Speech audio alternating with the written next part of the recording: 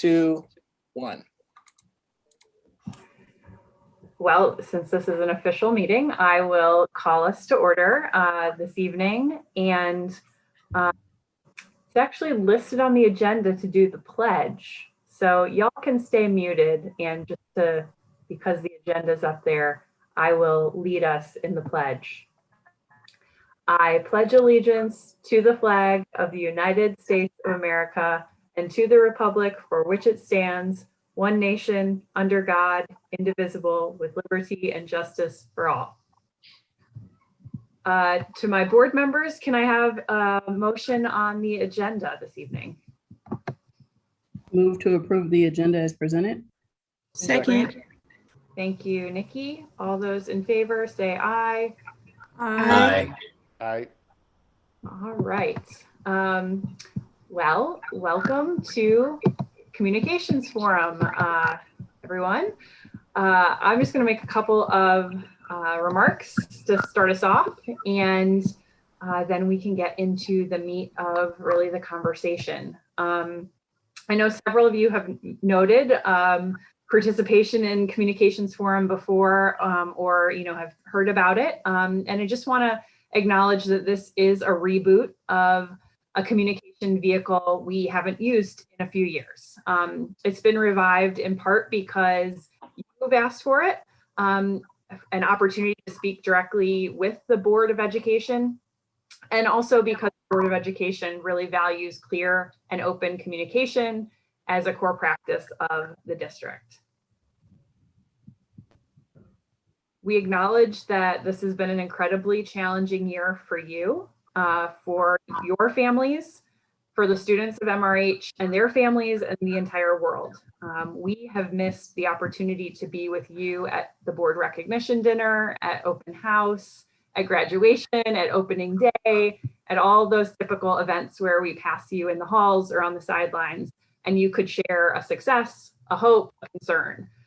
This year, our MRH parent community has communicated with the board and admin team like no time in recent memory.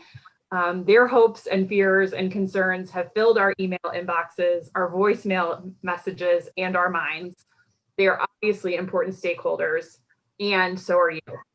The board is positioning Communications Forum 2021 as a forward-focused dialogue between the board and the MRH staff community. While we all are still feeling the discomfort of the present, we're really pushing ourselves to cast the vision for the next decade of the district, and we hope tonight offers ideas and points of interest from you to help us shape that future. A couple of housekeeping items. This is not a place to raise concerns about specific staff members or identifiable student or family issues. We are in a public meeting tonight, so there are appropriate venues for addressing those kinds of issues, and I'd encourage you to speak to your supervisor or central office leaders first. We'll need to stop any conversation that veers in that direction. We know not every staff member can be here tonight, and while the expectation is that the teacher and building reps are bringing back information to your peers, we know that's challenging in the good times and nearly impossible during hybrid teaching. So we will record tonight's conversation so it can be shared in the same way that the staff town halls have been, so that others can hear directly this discussion. And finally, I will draw your attention to the fact that the board and the entire district have grappled with disagreement this year. We have historically had a lot of consensus, especially at the board level. And we acknowledge disagreement can feel uncomfortable. However, this year has shown us that it's critical to examine a variety of positions and lived realities, even if we don't all come to the same conclusion. We are committed to hearing all voices, even if we don't have the same answers. With these things in mind, I encourage you each to speak your truth tonight with the good of the district and our many stakeholders as our North Star. So with that, I am going to turn it over to Roxana to lead us through the sharing of the questions that we'll be discussing. So we have several meaty areas of topic tonight. We've tried to leave 10 to 15 minutes per topic, which probably is just enough to scratch the surface, but to get ideas flowing. We're not meant to solve these issues tonight, but rather to begin a in-depth dialogue, get your perspective so that we can figure out, where to focus and which committees to direct future work. So we'll try to let conversations go to their natural conclusion. I may prompt us to end a topic before it feels quite ready as we move on to the next topic. And so the first topic tonight, there were actually 3 questions that were submitted all around returning to in-person learning. The first question, I'm just going to read all 3 of them, and then we'll let the representatives from the buildings elaborate on the questions, and then everyone can engage in dialogue. So the first question came from the board, and it said, what considerations for students, staff, and community should we be planning for when we eventually fully return to in-person instruction after our COVID year? A question came from the middle school about what would post-COVID recovery look like in the classroom? Once we return to Tier 1, will students have to remain seated behind plexiglass? Will we be able to reincorporate more movement, field study, and the implications of more normal MRH behavior? And then the third question came from the ECC, and it was really about how can teachers use knowledge gained during extended remote virtual learning to effectively reach all children in the district as we move forward. So how can we take the skills that we've learned and continue to use them as we move? So there's a lot of questions and comments about reentry, and I'll just leave it there. If you're from one of the buildings that pose those questions, if you'd like to elaborate on your concerns, that would be a good place to start. Anyone from the middle school or ECC would like to add to this question? Amy? I think one of the things that Eve and I had talked about was the investment that the district has made with Kagan and collaborative learning structures. And what is that, how are we going to move forward, and what are we able to move forward with when it comes to those integral parts of our teaching and our day?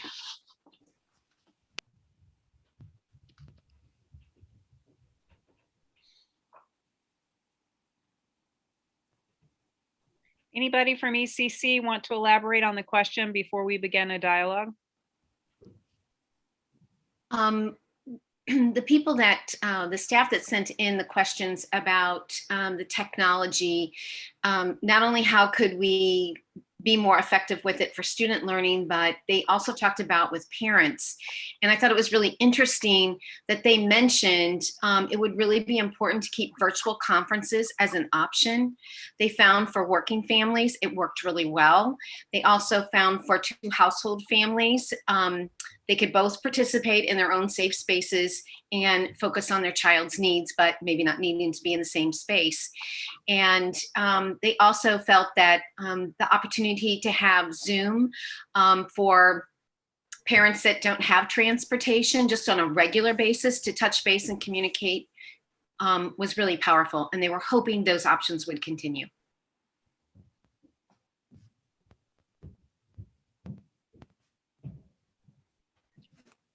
Board, would anybody from the board like to elaborate on your question?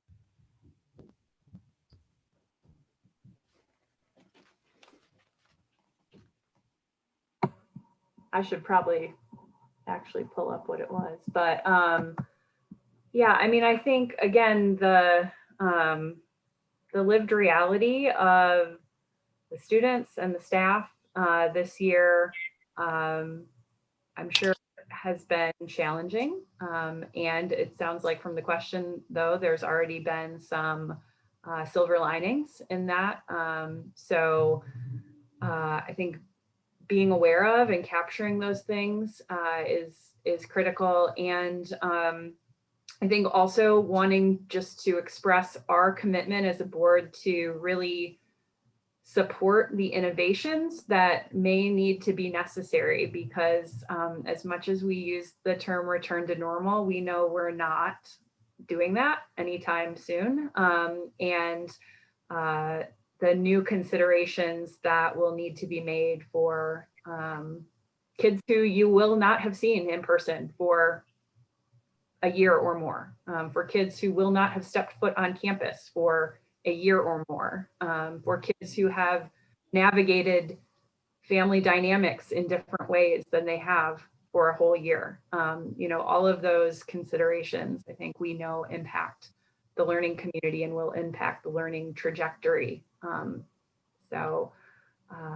Again, I don't think we as the board want to legislate the real details of the day-to-day for y'all. And so some of these things that have been working and ideas sound great. We'll stay out of that.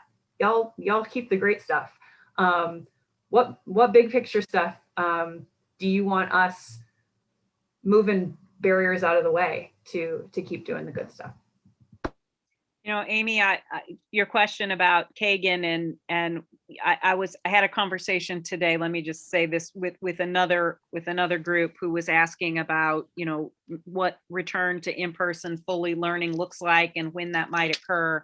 And, one of the things that the board and I and the whole team have grappled with is there isn't a magic number. And there isn't a magic day when everything will go back to normal. So it's likely for a while to continue to look at a lot of things. We want that 7-day per 100,000 case rate to be below 50 before we think about returning kids back to the buildings. And even at that, we have lots of other considerations that would also have to fall into place. So it's likely to be a slow roll and a slow march forward, even because we have all these mitigation layers, right? So what we'll have to do as a group, as we've done all along, is continue to figure out where we are and how we can slowly peel back the layers as we gradually become more normal. And so what that looks like always depends on the variety of factors we've been looking at all along, which include what the case rate in the community looks like, what experts are telling us are our best safety measures, what our on-the-ground physical conditions look like in classrooms. But in the meantime, there are lots of Kagan strategies that we can be using even now. I was in several classrooms this week that were actually using Kagan strategies behind the plexi. So that is something certainly I am willing to explore with you. But I think we all have to keep in mind that as much as we want it, there isn't a magic set of numbers and there isn't a magic switch that we're going to be able to flip. We're going to have to continue to inch forward, making the best decisions with all of the information sets that we have available. So I expect you'll see a phased removal of barriers over a period of time. That's my take on it. You all get to talk. This is the part where we talk together. So what are the rest of you thinking about in terms of recovery and what we need to do for students and staff as we move forward and think about a return? What's on your minds? Roxana, I was thinking, like, based on what you just said about we're watching the environment around us, that will tell us when we can take the plexi down, when we can take our mask off. I feel like we're just going to take the layers off like you described. But one thing that's been really positive and surprising to me is how much children are really still playing, interacting, communicating, even through their plexiglass, even with their masks. In first grade, we've had a lot of success with partner work, even just for their 15-minute recess time, which is inside right now. They are bringing little toys and figures and putting them up to the glass, and still, I mean, it's not really stopping them. So I was really glad to see that. Like everybody, it will be exciting to be back and be able to play for real, but it hasn't been the barrier that I thought it might be. So I hear Amy talking about some of the Kagan structures that are used up through the grades and everything. And I feel like everybody, students especially, have been really able to adapt to the situation. So I think if we just keep putting our routines in place and continue on with a positive attitude, like this is working for us now, it's not great, but if we are stuck on all the things that we cannot do, we're kind of getting bogged down. And that's difficult. You know, that lowers morale, that is frustrating. So finding, joy in those little things that are working well is great. And maybe one reason I was drawn to the communications forum is about that positive communication. What is working? What can we, share with each other, even between grade level, between building staff, and now here on a district level. That's the thing I think that will move us out of COVID into normal times again, is focusing on those positive things.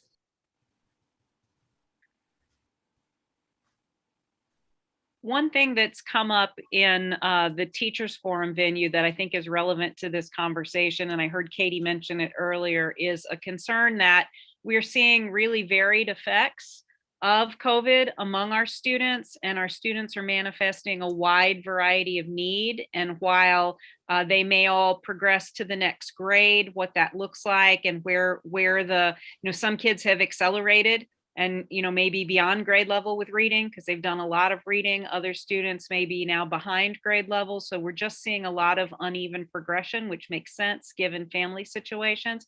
What's been your experience with that, and what would you like to see happen to support you and to support students as we move forward with COVID recovery?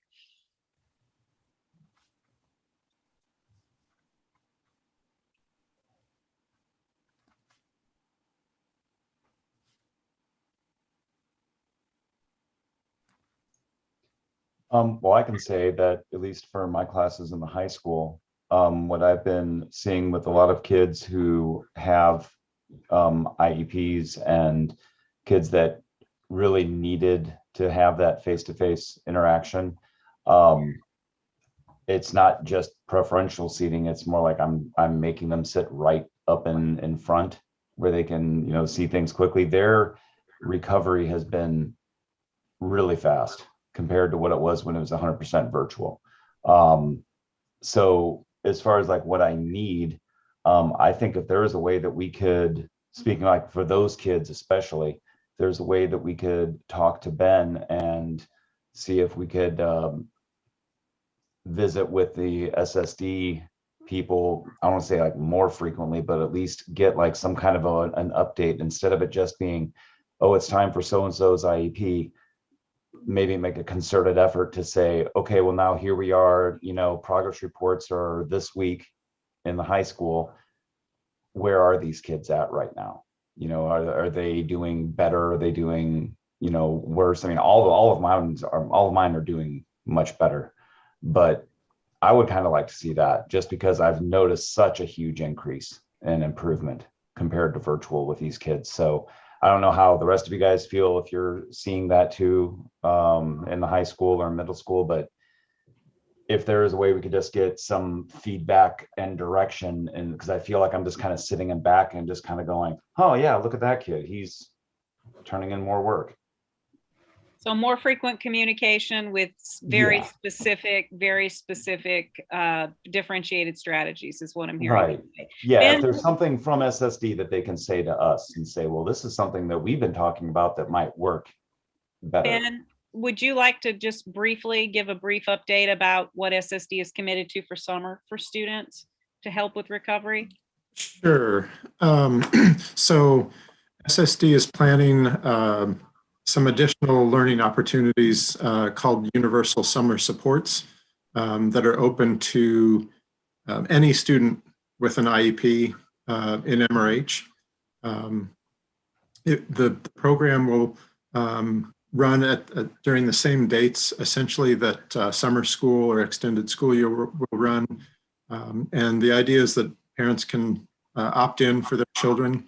And while it will not be specifically implementing, IEP goals, the idea is to offer a full day of learning enrichment activities to help try to mitigate, the disproportionate impact on some of our students that we know has taken place. So the planning for that is in the works. It doesn't take the place of extended school year, but it does extend that summer learning opportunity to any student with an IEP. And I do want to just respond to Otto briefly that, I think we could sit down and talk with Dr. Grauer and you and others and figure out what would be the best way to support some increased communication for sure. Does anybody have anything else on this topic you'd like to add before we switch to topic 2? Here, I I'm just- saying, if I could, oh, Go ahead. I'm sorry. If I could just throw out the idea of mental health. I know we've been talking a lot about students needing mental health, teachers needing support, and just morale for climate and culture overall across the entire district.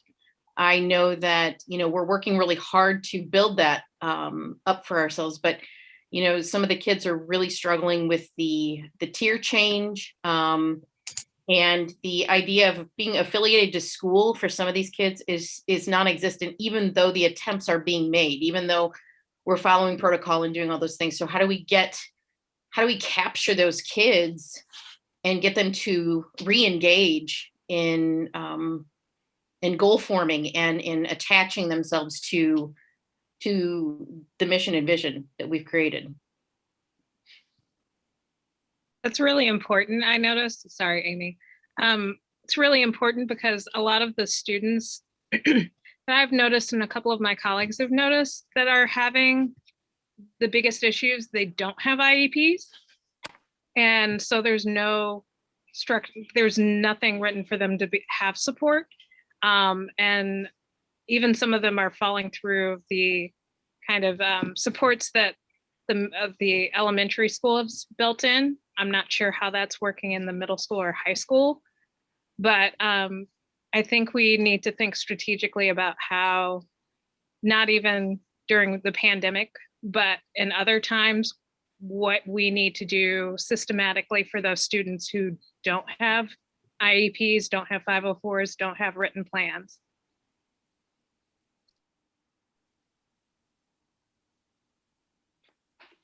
Anyone else? I was just going to emphasize, first of all, thank you for the feedback. I think there's some really interesting things to think about here. And part of the board conversation is to also don't de-emphasize yourselves and the staff needs, and particularly from a mental health standpoint as well. We don't have to dwell too much on this, but I think for many of us, it might feel like it's been an ongoing school year since March of last year that just kind of kept going. And as we get to May, I don't know, there'll be stuff in the summer to kind of catch up with and things like that. So, I mean, I think that can be a long slog to sort of get through. So, I mean, I think as you think through future considerations, please prioritize yourselves as well as far as needs and supports that we as a board can consider for the staff. And to that point, I would just say we've continued to remind our teachers to give ourselves permission to, like, this is going to take us a couple of years to recover. Like, we don't have to have all of the answers for August or December. It's going to take us some time to get back to normal and like what school and that structure looks like, but also to re-engage and to reconnect students at the level that that we're used to. So just giving ourselves permission as often as possible, I think, helps with the mental health aspect of it too. And I just want to add that even at the young age, I think you're seeing a lot more difficulty in dealing with things that students had never expected to handle before in their life. And when they're so little, they don't know what to do with so much of that. So I think that a structure built in, if we're all going to be together in our little spaces where we're kids that can't quite stay away from each other and how to still have to do things that are tough because we just want to go do this and we just want to go do that. Like as a middle schooler, you can comprehend that and still have the emotions, but as a younger kid, you just sometimes can't hold back. I just notice a lot more stress and anxiety in some kids that I wouldn't have expected to see at such a young age. And so I think we should really consider it. All those changes are so much for them. Though the silver lining is all the computer work we had to do. I had so many parents say they've never seen their child have to build so much grit. And it was such a good thing for them to have to learn how to problem solve and work through things that were hard, and that they really grew a lot in those months that we were online.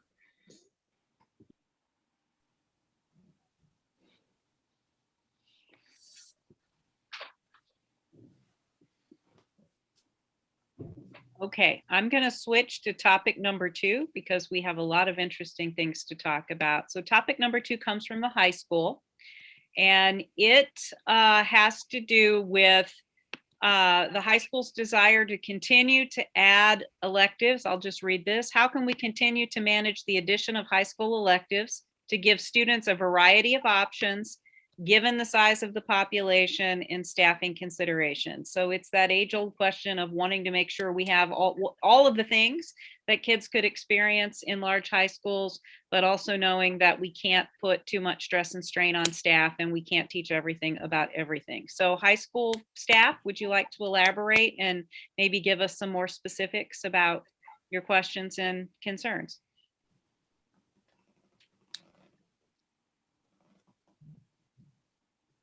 I'm not sure who wants to talk first. You just go for it, Chris. Why not? Okay. Why not? I'll dive in. I think there's been a lot of conversation amongst the teachers about why we want to offer more courses, wanting to stay competitive with other high schools, and also giving the students additional courses that they show interest in. We have a lot of students who request courses that we don't offer. And we have a very deep bench when it comes to our teaching staff and what they are able to teach. Many who are certified to teach other AP courses, many who are double certified, things like that. But from year to year, it just always seems like there's something coming up, and we're never really able to add as much as we would like. The math department has a robust amount of courses, but if you look at our humanities, we definitely don't. So we've been trying to talk about that. And of course, we've got teachers like myself and Mr. McCollum who are teaching both English and social studies courses. We look like we don't have quite enough staff for the social studies department, but then again, we don't offer much as far as the English department goes either. So talking about that, I mean, I'm thinking, why don't we offer different courses from year to year? Like, why can't we rotate? I mean, that just seems like a pragmatic solution to me, offering some electives one year and then every other year it. But also, I think we might want to look at, and how my colleague puts it this way. He says that we're all siloed off. People sort of own courses at the high school. And I think that there's some concern about that as well, that kind of, how do I put it? Leads to some stagnation. So I just talked a lot. Sorry. Somebody else talk. Christine, Kevin, do you want to add anything? No, I would just reiterate what Chris said. You know, I mean, I feel like, as you said, Roxana, I mean, you certainly can't offer every single course that might be of interest to every single student that we teach. But certainly as, you know, we get students who are capable, who are interested in wanting to do more in the social studies, maybe take that 4th year. You know, it's nice to have some coursework that is a nice balance between being, you know, college prep and offering college credit with the possibility of having courses that are a bit more niche. You know, I remember in high school taking business law, you know, and so it would be nice to have, you know, an African-American history class or something like that that would appeal to students who are interested in the topic, but also might not be as initially interested in history, but suddenly find that with the right types of courses that they can, you know, further their own knowledge and interests. So I think that those kinds of courses would help us a lot with our offering. So I think this board has been very supportive of every recommendation that's come forward. And I do think, Chris, you're right, figuring out by department what we would want to offer and how we would rotate it, and having that rotation specified in a course guide could allow for more course offerings. One thing that I would say to all the teachers, we ran into this some today, those course proposals though, need to start early for the following year. So sometimes people wait until we're starting to enroll kids or the course guide's coming out and then they want to add the course, but we don't have time at that point to have, set the budget, have the board hear it early enough to make sure that we've got resources in writing. So I would just remind everybody that if you want to do that, that's certainly on the table, but we would start that process now, not to run the course next year, but for the year after, because we like those courses to come to the board in October, November, December, so that we have plenty of time to plan and look at budgets and make sure everything's in place for a good kid experience. So Kevin, you guys have added, I forgot how many courses. We've added quite a few courses. Several of them are college credit and upper level, but Christine, I do take your point that we're really looking for a range. And then at that point, what we have been trying to do now for a number of years is leave every viable offering in the course guidebook and let kids by student selection, kids will tell us what they're interested in. And if a course makes, we run it. And if a course doesn't make, we don't run it. And if it doesn't make for many years in a row, we start looking at those courses to see if we need to retire them and come up with something that better meets student needs. So certainly I'm very supportive of what you're suggesting and would encourage us to start those conversations with our cats as early as possible. Yeah, and I think, Roxana, there is the point of people shop around for high schools more than probably other levels in this area. And when we say stay competitive, that does play a role. And sometimes, a school is only as effective as its hourly lessons and the relationships within them. And so what are we offering people? It does matter. And sometimes you look at student interest over here, and that matters too. Educational gaps in our curriculum, like a geography course, because we don't formally offer those in our district. Or like Christine says, an historical equitable gap of African-American history. That's another important thing. So you judge all these things accordingly and say, all right, what do we have staffing for? What's most valuable? What do our kids want? And that's a decision that is exciting to make. I mean, we enjoy doing that stuff. For us to create a new course is something that hopefully is based on, what's best for our kids, and we want to take them when they leave us. So again, we want to stay relevant. We want to stay ahead of relevancy, better said, because, that's something that I can tell you that people do compare us with what we're doing. And that's a common practice in this metro area. So we want to be ready for that. And I think we do a good job, but we can be better. So I think that's what Chris and Christine are talking about. So Katie had a couple comments in the chat. One was making that timeline transparent through TLC. We do that every year and we'll continue to do that. I think it's just a constant reminder and something about being a life of a teacher, right? You're very, very busy and so everybody wants to think ahead and then you blink and it's time, right? So we just all have to hold ourselves accountable through our cats to make sure that we're following those timelines so things can happen. The other question, she had a question though, is what do you mean by more competitive with other high schools? So does somebody want to talk about what that looks like?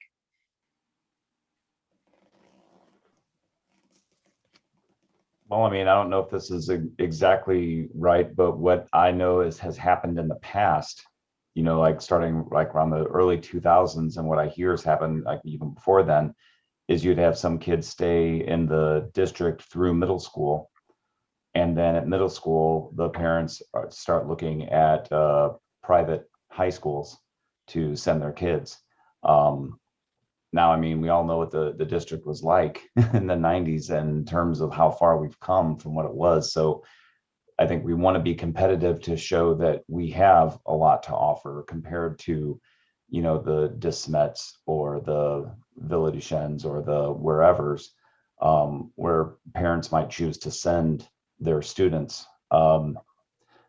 That's my takeaway. I know that we have before lost students to going to private schools for that exact reason, because they looked at our school and thought, well, the high school doesn't seem to have a lot.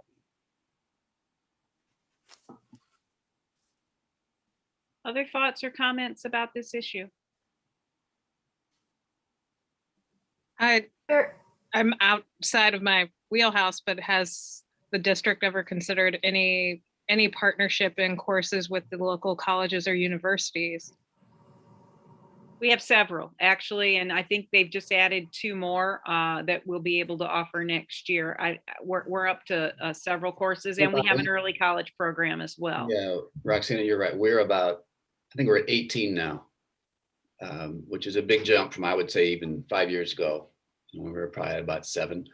So we've grown immensely in that area, and I think Maria can speak on this, but you can graduate from our high school with a lot of credits, and so can Francis. And that was an option that we focused hard on to create that for our kids. I think that was a CSIP goal, and I think you guys have delivered. I think we've come a tremendous way in the last 6 years. But to Chris's point, it is, we still have some unbalanced in terms of what we're offering in certain departments. And then we have a few departments like Otto and Pam, where they're already rotating as many classes as they possibly can just to make it work. And so, I think germane to this conversation is the trade-off that often occurs. The more courses you add, the more preps, the more curriculum that has to be written. And so that also increases the workload on the staff. So trying to find the right balance there of what we can manage and what we can continue to offer is often the trick. And I think the way you do that is through the CAT. And if you have viable ideas that kids want, I think we've been very successful in bringing those forward and would like to continue to do so. So keep the good work up and keep the courses coming. Roxanne, I have a quick question. Yes. Do we have the ability to ask families families of 8th graders that would go into high school and they choose another, like a private school, do we have the ability to ask them why? Or are we kind of just guessing? I think sometimes we know why because they tell us. And I know that we do try to follow up with families when they disenroll in terms of, what's going on. I do not know, however, if we formally captured that into any kind of data set. We have lots of anecdotal information that comes from the principals. And so I think sometimes we know we've heard athletic reasons, we've heard course reasons, we've heard family legacy reasons. So there's been a variety of reasons that have been communicated over time. I kind of wanted to weigh in here, Roxana, because these are all, obviously, what's interesting about our district is that our enrollment pre-COVID had an increase in enrollment for 13 years in a row. And no one's building new houses in Maplewood, Richmond Heights, because if you live here, you know it's an old community, it's landlocked. And so we did track that very carefully. The reason why our enrollment has increased is because people are staying here longer through high school. We haven't, and I've been here a bit, and we do it. It is a high school shopping city. People do stop and pause and weigh their options.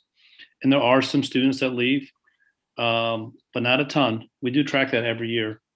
But I just wanted to remind the group, I think it's important to be competitive and be better every year, but we're not losing a lot of kids to private parochial schools. And our enrollment has increased because people are choosing this for the long haul.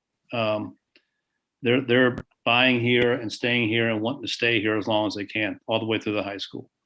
But that doesn't mean we don't want to get better and be more, stay away from stagnation and be competitive. But I do want everyone to know that things have been pretty good, up to this point in recent years.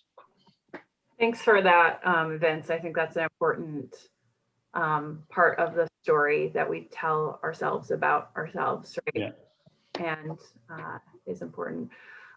This conversation is just making me realize that I don't know that the board has a really good view, at least I'll speak for myself. I don't feel like I have a good view of the array of courses. I think when things are coming to us, they're coming to us as, one-off additions, right?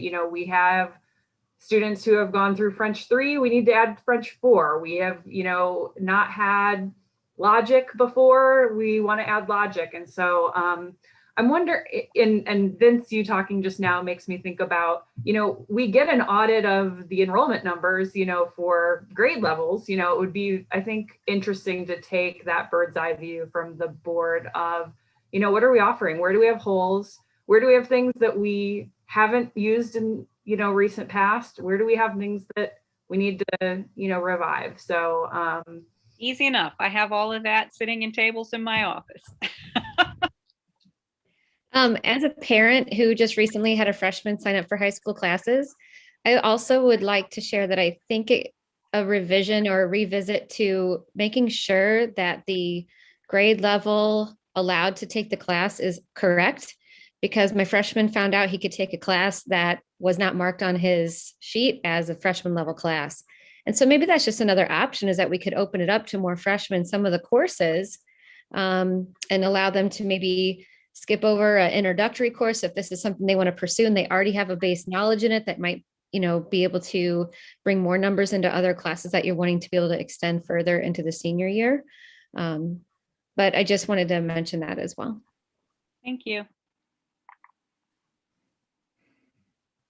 Are we ready to move to topic number 3, which is a nice meaty topic? Topic number 3 is submitted by the board. And so this question is, if we're living our commitment to educational equity, what does MRH look like 5 years from now?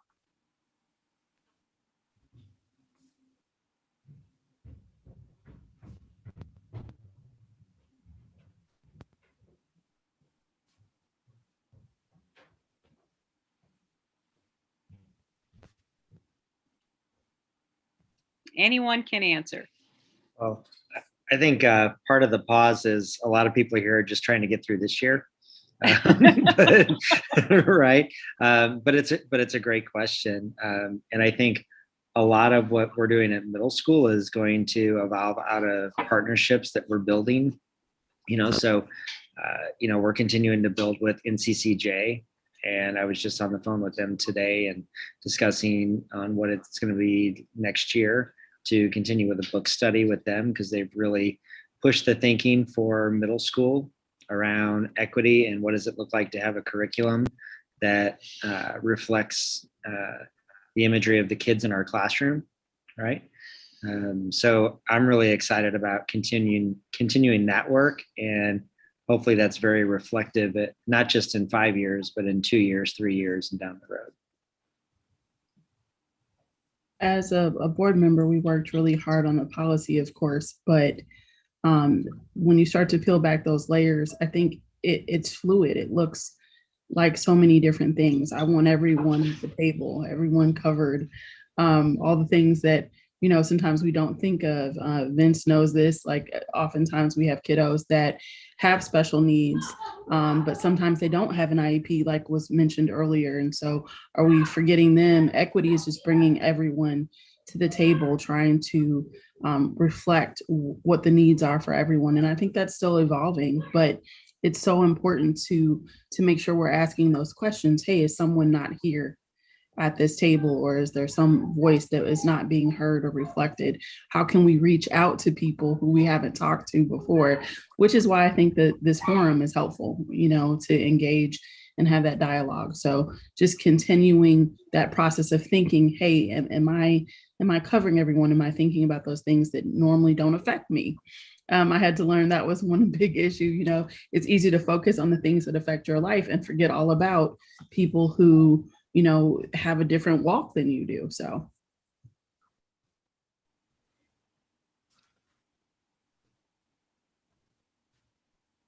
I just read in an article that equity speaks to us when we're 30 years old, and what options, what doors are available to us, right? If we have done our job in our educational system, our citizens will have options.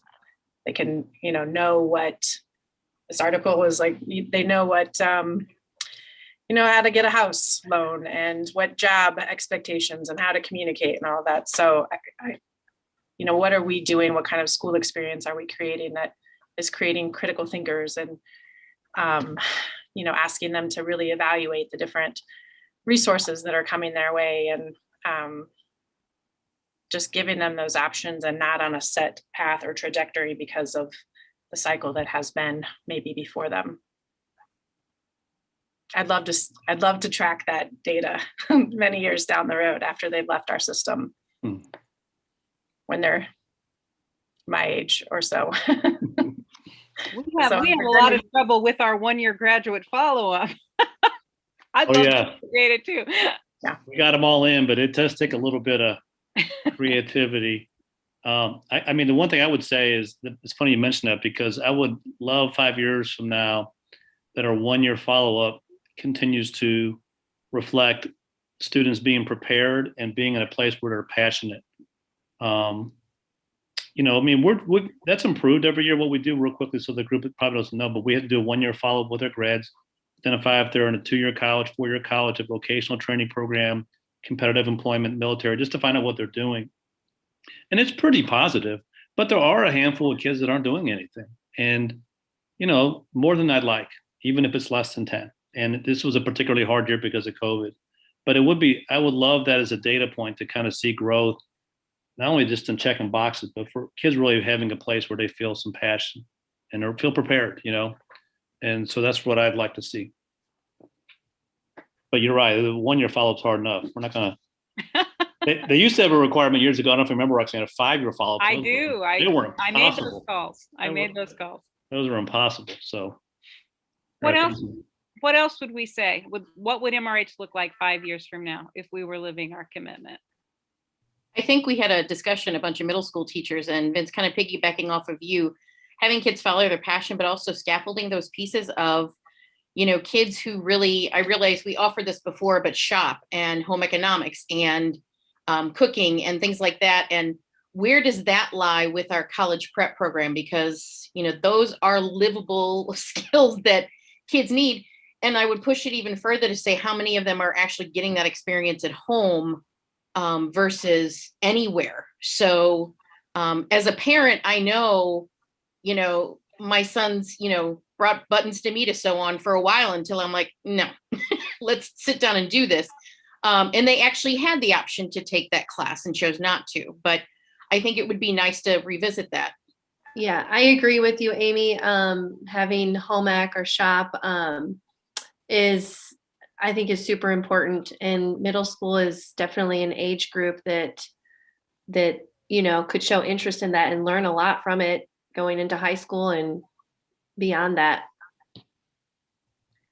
Well, one thing I haven't heard mentioned that I would just bring to the table is I would hope 5 years from now, we continue to make progress in diversifying our workforce so that we have a staff that reflects our student population. I know that's something that's been important to us. We've been working on, but we, you know, it continues to be an area that we're going to have to work on and aggressively work on. So I would hope that continues to be a consideration.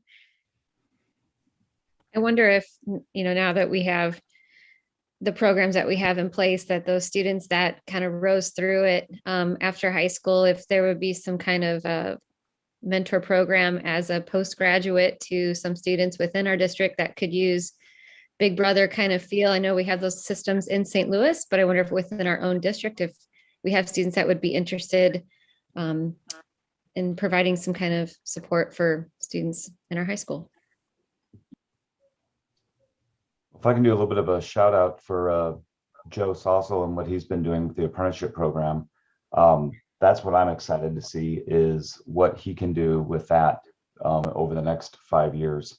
Because in the little time that he's been at the high school, he's already taken 2 kids and, you know, interviewed them, figured out their passion, and he's already connected them with some pretty big names in business and industry. I have a student and she's a great kid, and I don't have connections to get her set up with someone that she could actually, you know, end up with a career. And he came in, talked to her for about 10 minutes, made like 3 phone calls, and now she has an opportunity at Worldwide Technology. I mean, it blows my mind, the stuff that he's been able to do in just a little bit of time. So that's what I want to see 5 years from now, stuff like that is, you know, taking that whole school as apprenticeship to really to the next level, you know, and making it everything that it should be, that it can be. I'd like to circle back to what Roxana said. And Roxana, I know we've had conversations about just having a diverse workforce within our school district, and I just want to elevate that, how important it is. I did not have a teacher of color until I was in my second year of law school, and I was 26 years old. So that's a long time to go without a teacher of color. And he was a man. And so I just appreciate Roxana, that being important to you. So our children, Black, white, brown, whatever, can see a diverse workforce. So thank you for that.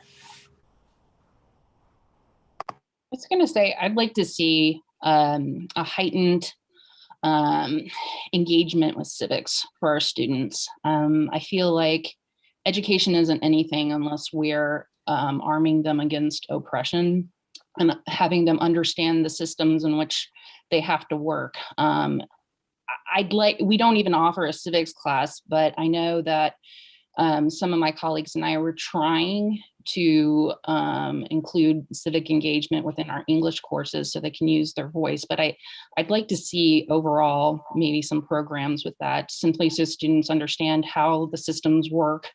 The county government in and of itself is perplexing, and just having little bits of understanding of that before we send them out into the world, I think, is vitally important.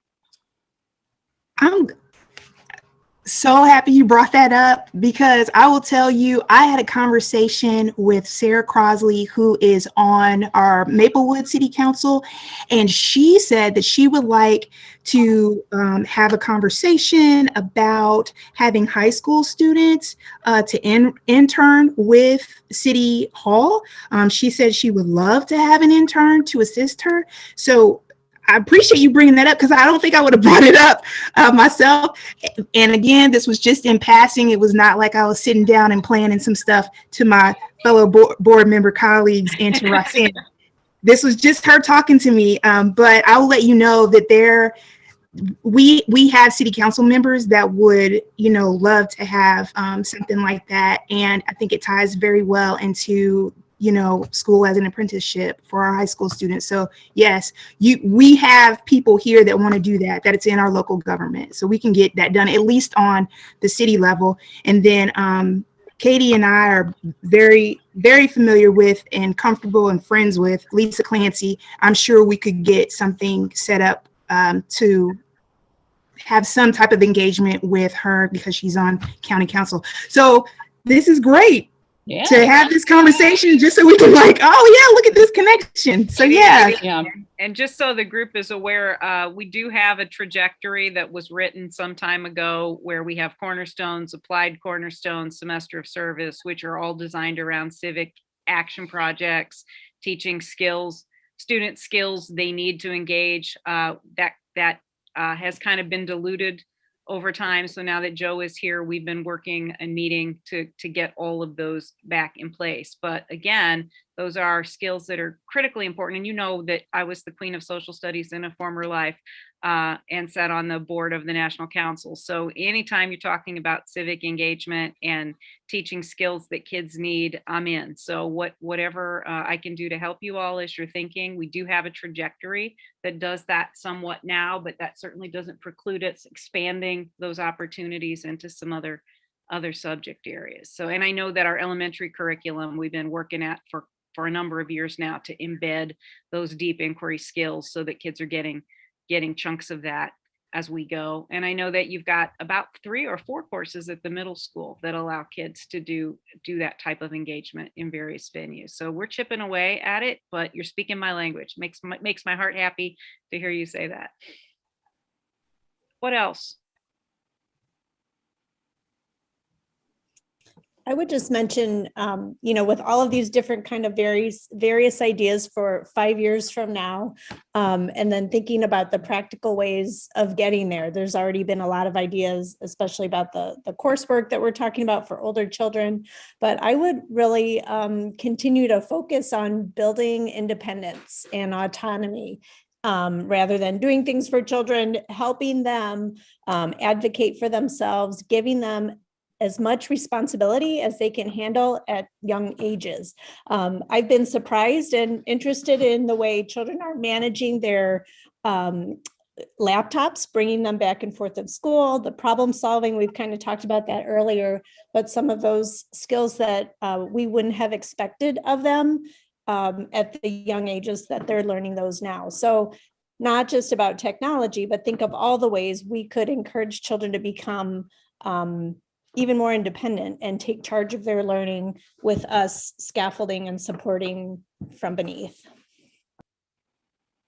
And I think we can do that in the classroom. And I was also thinking an extension of that is how to help parents as well. I don't know that I'm just not familiar with ways that parents can feel as a part of our district in an equitable way. And I wonder if there's I don't have any ideas about that, but I would just like to see that parents just felt more like they had access to something in some way. Maybe that they could connect with each other, that familiar things. I know that there's a new Facebook page for Maplewood, and there's some conversations popping up like, hey, who wants to have a conversation about LGBTQ issues with students or families that you're wondering about? And people are like, yes, I would love to be a part of that. And so I just wonder if within our school, we could offer that as an equitable way for families to connect and learn about those things too.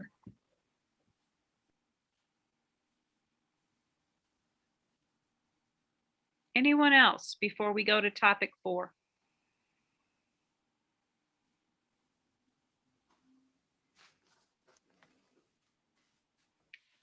All right, topic 4 was also submitted by the board, and it is, as we think about the MRH mission, what opportunities are we missing as we prepare leaders, stewards, scholars, and citizens? So what else could we be doing to help students achieve our cornerstones? Roxana, can I talk a little bit about the Project Lead the Way? Of course.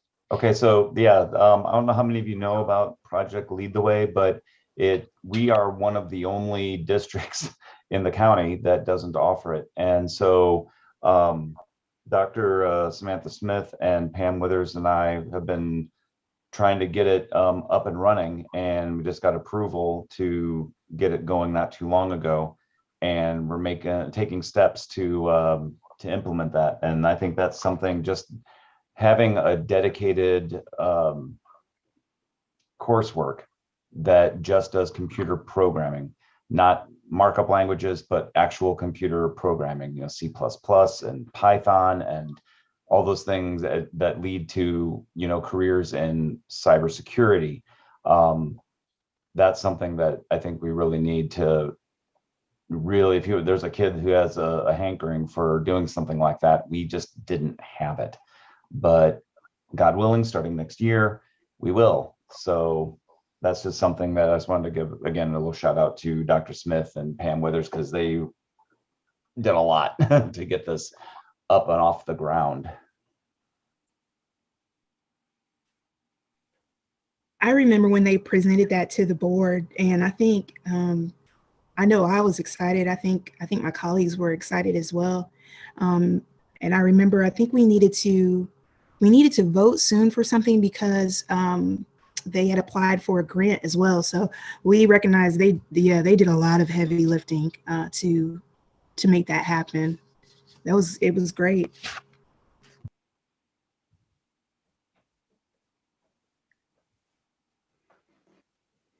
Thinking about your various levels, because we've got representatives from each of the buildings, what would you say is missing, or what else could we be doing at your level to promote the cornerstones?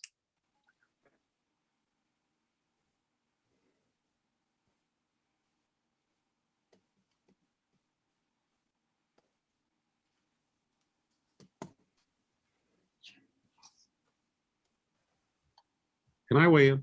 Yes. I think this group could maybe keep me in mind more often when something great that reflects your cornerstone is happening in your building, because I am happy to rush to you and document that and celebrate that and show that to our community. I really am. No example, no story is too small. And I've got all kinds of tools to, let the community know what's going on related to the cornerstones. So. Well, I think that actually relates to something Sally said. I think that's super important because when we reflect the student work back to them, it helps their sense of efficacy. It helps with their engagement. We start in ECC in a very early age, just what Sally said, giving them a lot of responsibility, assuring them that they're capable, putting them in the driver's seat of their own learning. And all of our metaphors are designed to do that for students as they move forward. But that authentic audience and that sense of self that comes when they see themselves reflected as someone who's capable and important and practicing in the disciplines, I think is super important. So I don't think that can be undersold. I think that's why we document work in each of the buildings. I think that's why we follow some of the very specific practices we follow in terms of giving students voice in various venues. And that's just one underutilized way that we could promote that. So I think that's a great idea, actually, Ed. To continue with that thought, one thing I haven't done myself is share those stories with my own students. And so like within the school, how do we celebrate each other? I know that elementary school, you have your gathering day, which is such a great moment to celebrate each other. I know our school's a little harder to manage those things, but I think, an opportunity for them to see that work instead of it just being pumped out to the families through our emails or Facebook. That's a really great thing we should start including. Yeah, our cornerstone work is not always manifested in a big way, like with the kindness march or something large scale. It's happening. I know it is. It's happening every day at the classroom level, and there are fine stories of student and staff success stories happening all the time. So I would really urge everyone here to call me or email me and say, hey, we've got this kid, we've got this person in our building who is really blazing a trail or setting an example or is really understanding, is really grasping the cornerstone concept, and it needs to be celebrated. And we have those high schoolers that work so hard on yearbook. Maybe that could be something that they work with you, Ed, on finding those stories, interviewing those kids, and then it's all student related. I think too, focusing on the small moments, those small stories of success. I'm thinking about the first grade writing that we've been doing. I got reacquainted with that this year. And the kinds of small moments children are writing about that are very important, that they're putting a lot of effort and energy into their words to describe, their drawings to illustrate. I mean, the stories are endless. And I think you're right about just making those more visible. In past years, we've done a lot to make our work and our learning visible, but all of that has been on the back burner as far as documentation or presentations or videos, all of those things that we do for students and families to share. So I would think we could make it a priority to get back to sharing that.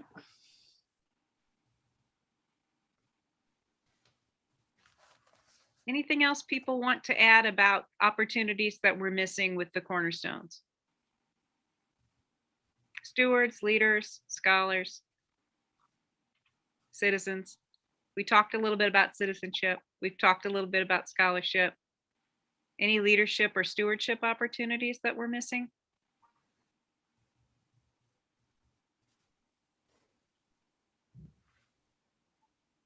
Is there any kind of requirement for high school service work? I'm just unfamiliar if there is. There is not a formal requirement for service. We do provide lots of opportunities for service, and we have two different courses that students can take to engage in service work. And I know that often gets intertwined also into your capstone project, Chris. So there's just lots of ways it's interwoven, but we don't have a formal must do so many hours to graduate kind of requirement. Okay. All right, well, moving to the next question then. We are not completely on track, but we're not too far behind our time limit. So the next question, which comes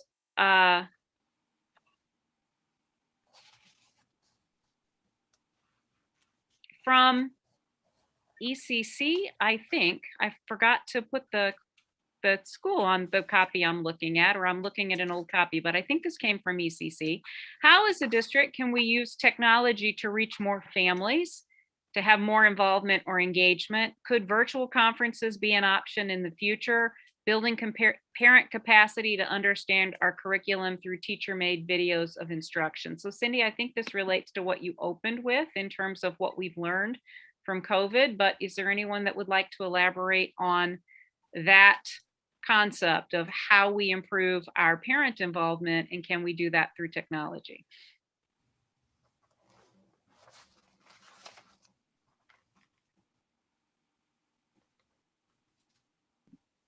Cindy, I think you're muted. Sorry. No. I think the one thing that teachers and I have spoken about is how can we use our new knowledge of making videos and being able to upload them pretty flawlessly or easily. How can we use that skill now and identify lessons in math or literacy that we really want parents to understand? We want them maybe to see an opening, to see what the big ideas of this unit is going to be. Like, how can we systematically do that? So it's not just, oh, here and there, we're doing some videos, but how can we bring that together and create a system of videos that can really help our parents better understand the goals of units, particularly in reading, math, and I would say writing too. Well, I even know that the video Stacy Schwab has put together with the preschool joy boxes, just that are parent training videos of how to use the materials that we're sending home, have been very well received. I've received a lot of parent communication about how helpful that is. Right, and that idea of using a QR code, we went with that because we didn't want to get involved in a website, and then we'd have to make sure every parent had a computer that they could use. So that the QR code is a good way because they're quick. Almost everybody has a phone. I don't think anyone that we surveyed last year did not have a smartphone that could be used. So thinking about that as an avenue that creates equal access, or I would say about as equal as we can get, would be good for us to think about. I also know on the surveys that we did with families, one of the things that we heard from parents and from students was they really liked when their teachers used the progression in its learning and then put up the videos where they could rewatch the instructional video more than once, so that if they were stalled or Right. they needed to go home and work on homework, they could rewatch the lesson segment if they needed to before they did the homework. We heard that at almost every level. Heard it a lot from parents, but at the high school and middle school level, we heard it, I think, equally from students. So I think we have learned some things that really help, particularly certain segments of students. High school, middle school, you have any thoughts about how we use technology and what we've learned moving forward? I know at least for the high school, I know that like Ryan Rizzuko has done amazing things with flipped classrooms, and I've kind of taken a page from that myself. And every single one of my lessons, I record it on Screencastify, the Chrome extension, and they're housed in a Google folder, and I post a link to that folder on my landing page of my It's Learning page by course. And so anytime a kid wants to go in and rewatch a lesson, they just click on that link. It's right there next to my Zoom links. You know, it's hard to miss, and they can watch any of the lessons over again. And I'm pretty sure he does it the same way, but especially with hybrid learning, flipped classrooms are really the way to go. And, you know, parents can have access to that. They can watch it too. It's a time saver, and it's a content saver.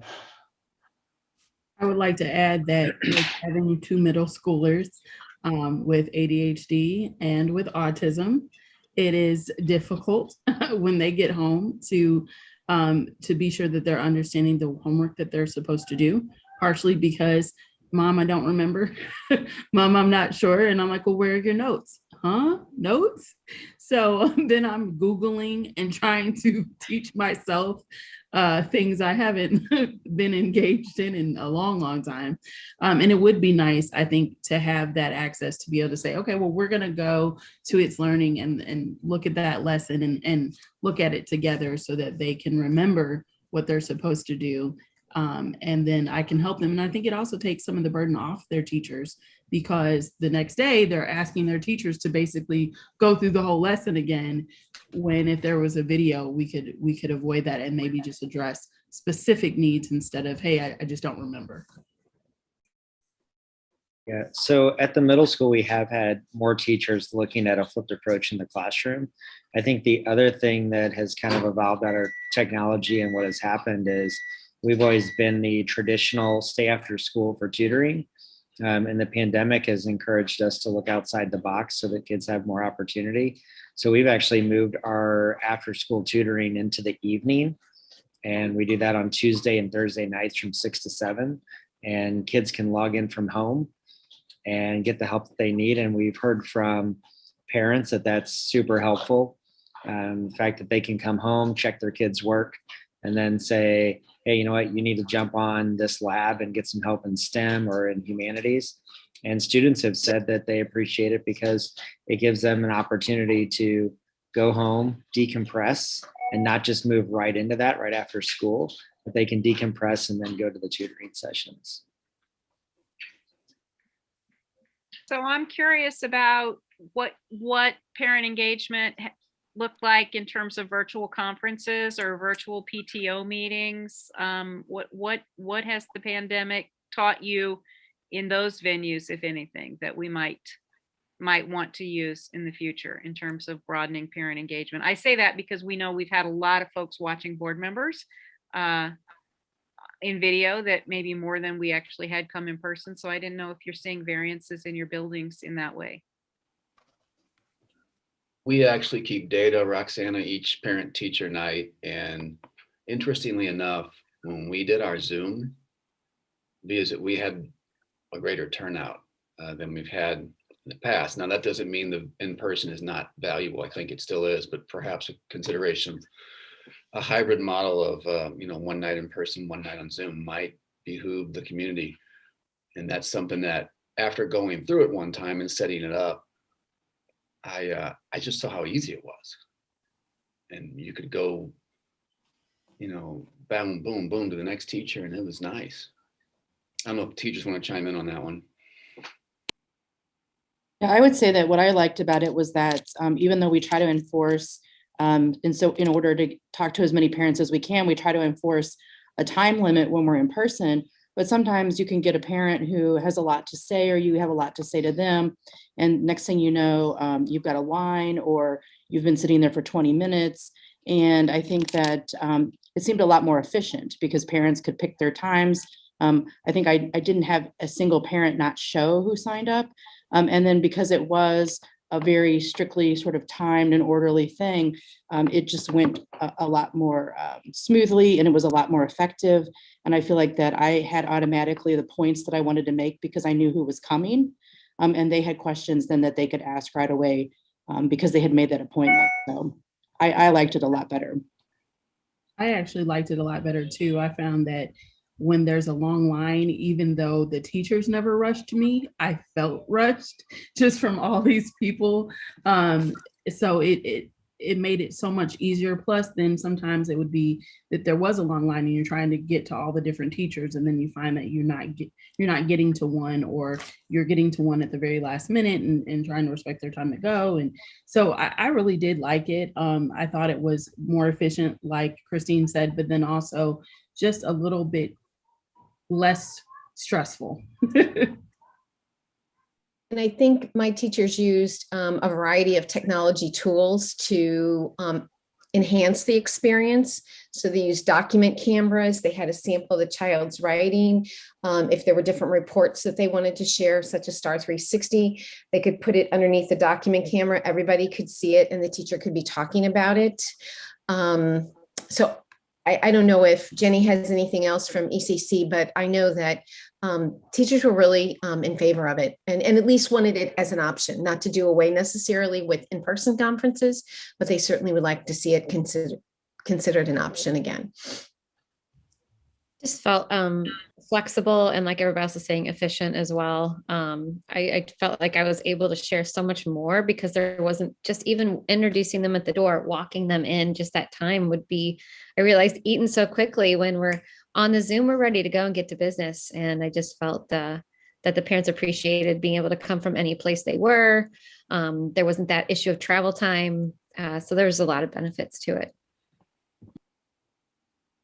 Cindy, I just want to comment on how much I like using the QR code for from the Joy Box, because I can scan that code, go directly to the lesson, and I can look at it at my convenience. I can go back and repeat a certain section. It's extremely convenient.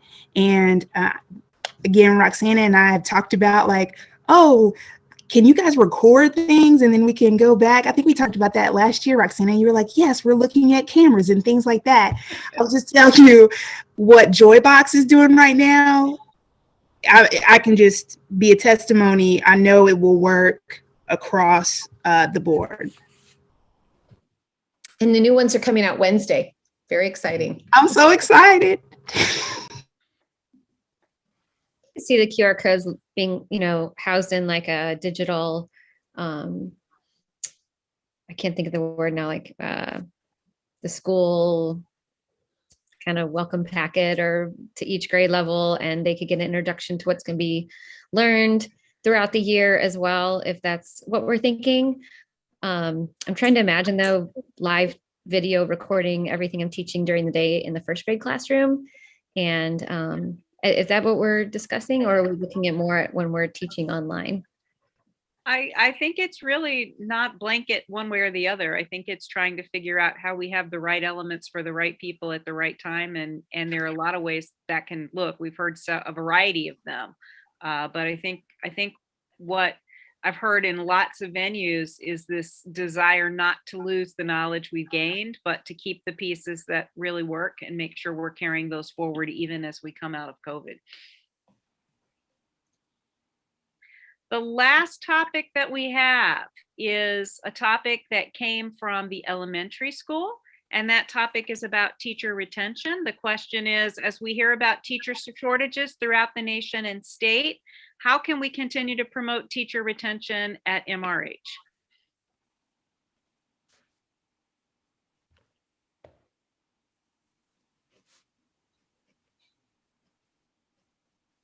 Anybody from elementary want to address that question? Sure. This came up from several people who wanted to talk to me about it. There's been a lot of turnover within the district, especially in the elementary school. And this is a year like no other, or should I say a couple of years like no other, being real with it. And people are people and they're human beings and they're kind of tired. And also just the back and forth of what a usual teaching year is like. And so it's just, it's hard to get a new team every year or every other year because you're losing that knowledge and all of the things that you working out new team dynamics regularly, and it's a little exhausting. So just wondering if there are any plans or any thoughts about what we can do.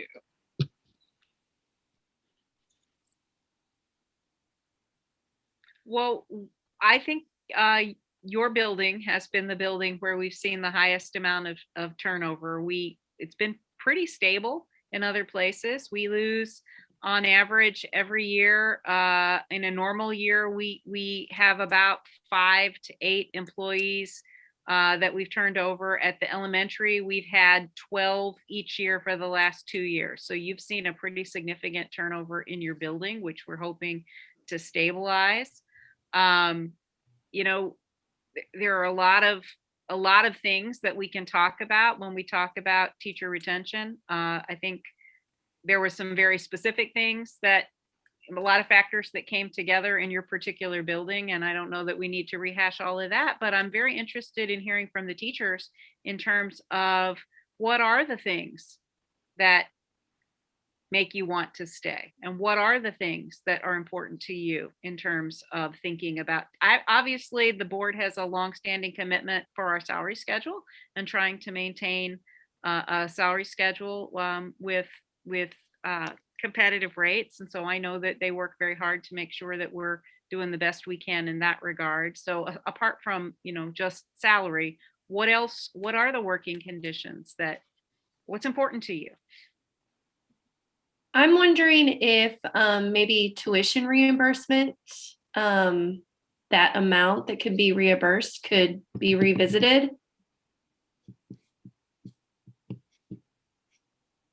I can't remember exactly what the amount is. I think it's $1,000 a year. $1,000 for one whole year. So I'm wondering if that could increase to help out some teachers that are trying to better themselves at the district. Thank you for that. I've heard a lot of, and over the past year and a half since I've been at MRH, about leave and the leave policies compared to other districts.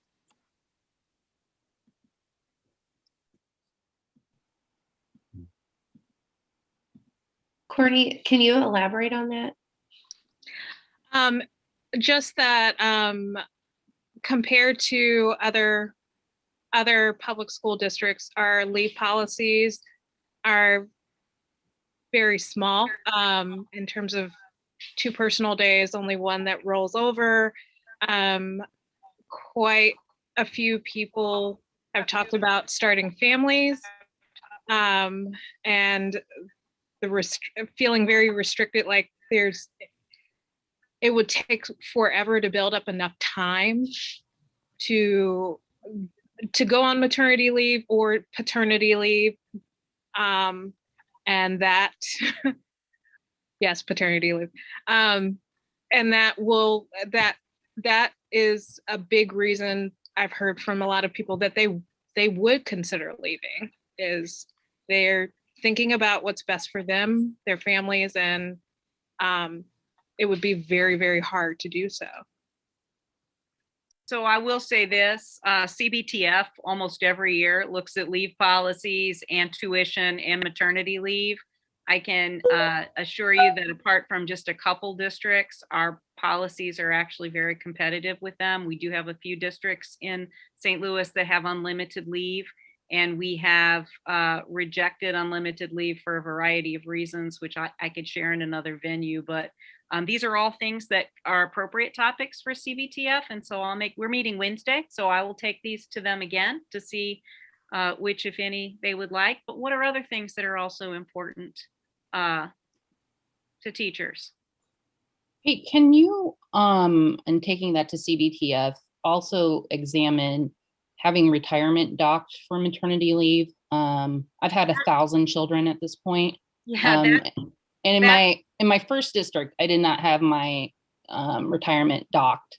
In this district, I have twice. One time I didn't, 2 times I did. And that stinks for the fact that, you know, we all have to make our plans when we're gone. So we're still doing a lot of work, and to have your retirement docked and have to buy it back really stinks. And I don't know that CBTF has ever brought that up. So that's a PSRS rule that if you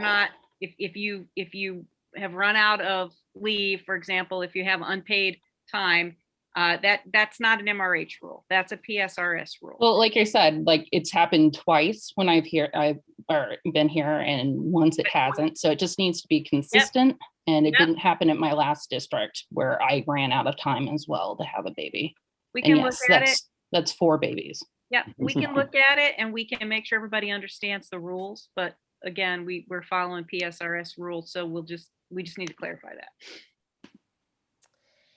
So Roxana, I know one thing that my teachers talk about, and I have a pretty veteran staff, Yeah. is being inspired by one another. That gives them a sense of renewal because they can be inspired by their colleagues. And I think that's something that I hear again and again. And that idea that, this year is not going to be, I'm not going to be teaching the same exact thing that I taught last year. There's this opportunity for new ideas and innovation. And so that's another thing that I've heard over the years that keeps teachers, at least at ECC.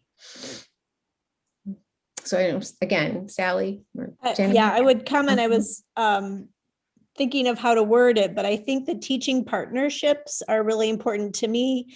To be a team teacher fully in preschool with like 2 people in the classroom the full time, I think is really important. And then the broader team, and even this year helping with first grade, partnering with one main classroom and then helping in a few others. I think that adult interaction is important, and just the creativity and innovation that's inspired, that what makes me want to come to work, to see not just my colleagues, but their friends and their, interesting people to work with. I think we have a lot of flexibility and creativity in how we work with students and develop projects and carry out the more formal curriculum. And I've always appreciated that, having some of that to try things new ways and being supported in that. So it's a fun place to work. To add to that, I've always loved just the collaboration, the time given for collaboration. I know that the elementaries had a lot of turnover. I fortunately I didn't feel as much of that because I was on teams that did stay together. And just, I don't know, everybody has each other's back and just feel like a family and can bounce ideas off of one another. I know, Roxana, you and I've talked about this a lot, and we've also talked about it with Mike, but the idea of climate and culture is huge. And are we really doing what we say we're valuing? I think one of the things that has been beneficial from the pandemic and from just the different tiers is the idea of slowing down a little bit and taking the time to reflect upon what we're doing, what's working, what's not working, and having that time to do that, but also the respected professionalism that's given. That's huge. That's huge, especially for your veteran teachers, and to be supported. I know that happens, and I've worked in 4 different districts, and for as many suggestions as I may have, this by far has been the best district I've ever worked in, and I know we can get better. But those are things that I do hear a lot about, is the climate and the culture, and how are we taking care of that? Kind of along the lines of mental health too. So just the small things. Anybody else? I would say one thing that I continuously hear from not just teachers, but also admin is our continued support of professional development. Our district invests a lot in our teachers, invests a lot in our admin, and you don't see that in other districts. You see a commitment to it, not to the depth of which you see at MRH. I'm going to push back a little bit because a lot of what has been discussed, well, it may be our building, but and maybe it's being addressed a little bit at a time, but some of the things that have been,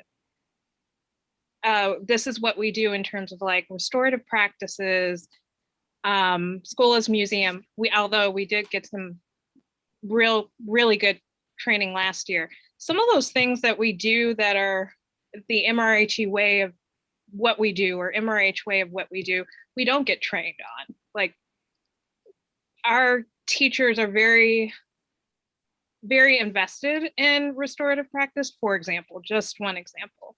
And a lot of us feel very, very much like we're out of our depth when it comes to those times because we haven't had training on it. So I don't think we can blanketly say that, well, we have good professional development, but I think there is a major gap in a lot of areas that are very important to keeping our climate and culture. I think you're right, Courtney, in that, and particularly because there's been so much turnover in your building. PDC and we've spent the last 3 months, and Chris and Christine, you've been in some of those conversations about how do we factor in gaps in PD based on kind of the pandemic and also turnover, because a lot of the heavy lifting was done as a large group at a point in time. And if new staff come and they miss that training, or some of our more veteran teachers haven't gone through like the required training progressions that have been developed. And so there's a lot of really high quality PD that happens, but there's always gaps for folks, and it becomes an MRH norm or an MRH expectation, but you can't train everybody in every single thing we do in a single year or even a few years. So how do we stage that to make sure that folks are getting it? And how do we prioritize what is the most important for which individuals when? And so I know PDC spent a lot of time looking at that over the years to try to come up with training progressions, but we very specifically have been talking about what do teachers need right now and how much is too much and how do we catch up, because we postponed a lot of training this year. Specifically at MRHE, we had contracted with the Buck Institute to do training around project learning, and we had training set up through Panorama and some other groups to continue the restorative practices, and that was all canceled. So that's a very real need, I think, Courtney, that you're hitting on, that we have to continue to grapple with. And we're getting ready, PDC is getting ready to put out a survey to all the teachers that's a needs assessment, so that we can hear the teaching staff voices about what they're feeling like they need right now, so that can help us with our reentry planning next year around PD. So thank you for that, because I think that's important. Anybody that's a PDC member that's on this call, do you want to add anything beyond what I just said? Because you're the ones that are also helping wrestle with it. I think everything that Courtney brought up, we have talked about in those meetings, and trying to help fill the gap. And I don't even know how you're doing it as an elementary teacher. I applaud you, because I know you don't, just working in a small district to begin with, teachers have to work more. But the fact that you're an elementary teacher right now at larger districts, they're not doing as much because they have more of a team to work with. And like my daughter's school, they're able to, I don't know, spread out all the work they have to do. So like, Courtney, you go.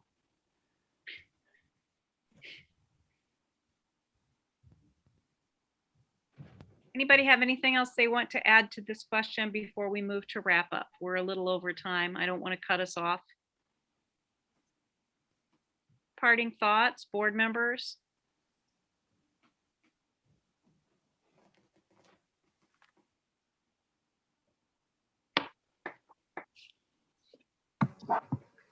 I appreciate the candor tonight through what still is a very awkward medium for this kind of conversation. Thank you for sharing, and I've certainly got a lot of notes and a lot of things to chew on here as we think about the future of the district. So thank you all for sharing, and again for the work you're doing probably still after this meeting tonight and every day. I appreciate you.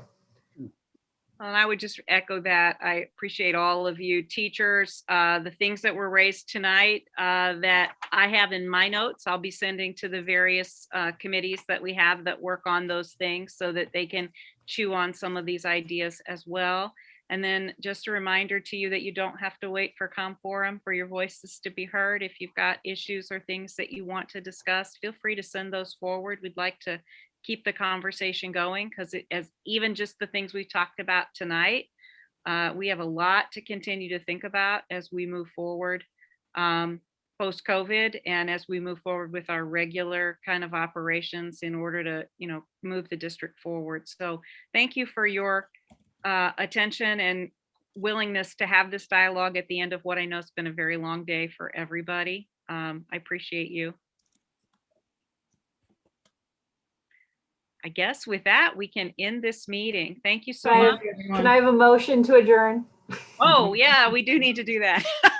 I move to adjourn. Second. Thank you, Nikki. Thank you, Brandy. All those board members in favor? Aye. Aye. All right. Good night, everybody. Thank you, everyone. Good night. Thank you.